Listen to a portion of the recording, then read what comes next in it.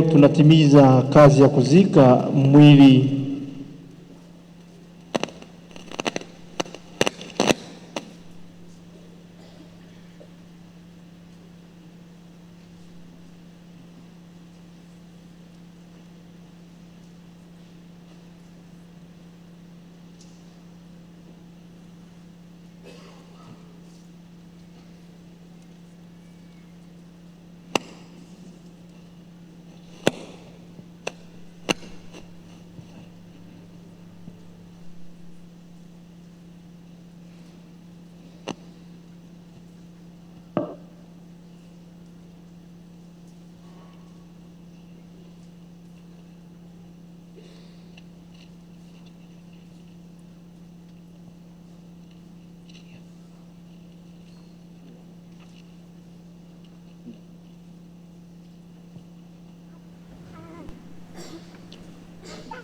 Leo tunamsindikiza ndugu yetu katika safari yake ya mwisho ya hapa duniani.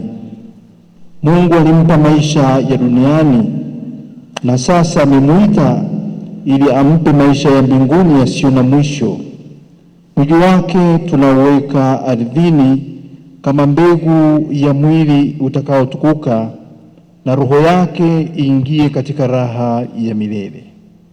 Twakuomba, e Bwana, umpokee huyu ndugu yetu katika uzima wa milele na utawala wako, apate furaha isiyo na mwisho na kukaa miongoni mwa watakatifu wote milele na milele.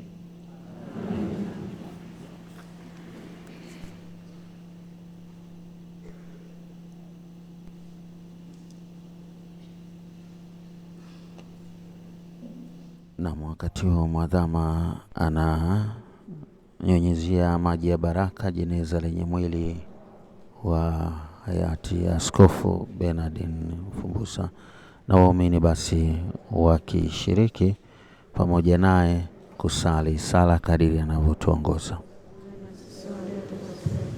Usitutie katika kishawishi, lakini utuokoe mwovu. Salamu Maria, umejaa neema, Bwana yu nawe, umebarikiwa kuliko wanawake wote, na Yesu mzao wa tumbo lako amebarikiwa. Maria mtakatifu, mama wa Mungu, utuombee sisi wakosefu, sasa na saa ya kufa kwetu.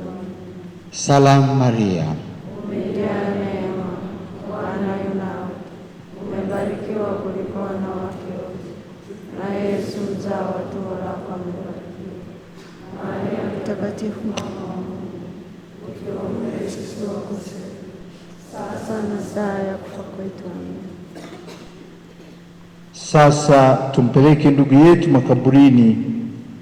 Twatumaini kuwa siku moja tutakutana naye katika uzima mpya.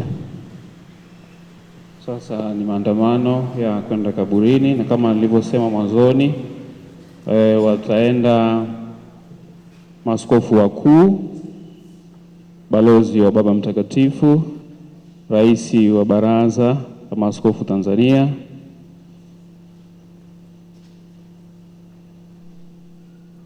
msimamizi wa kitume wa jimbo la Kondoa,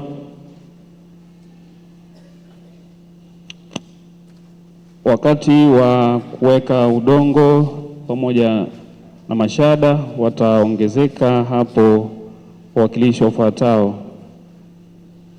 Dr. Philip Mpango, makamu wa rais mstaafu, kiongozwa pia na mkuu wa wilaya ya Kondoa.